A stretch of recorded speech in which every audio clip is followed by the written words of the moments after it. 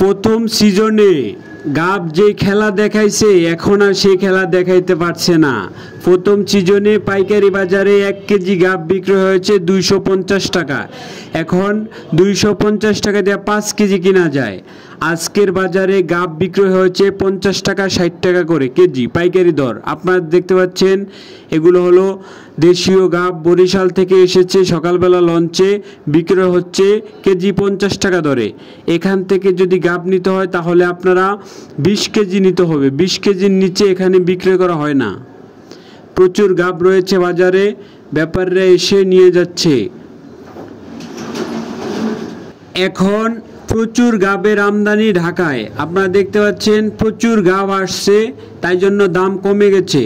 এখান থেকে 50-60 টাকা করে কিনে নিয়ে হকাররা বিক্রি করে 80 টাকা 100 টাকা, যার কাছ থেকে যা বিক্রি করতে পারে। এগুলো হলো মিষ্টি বরিশালের গাব।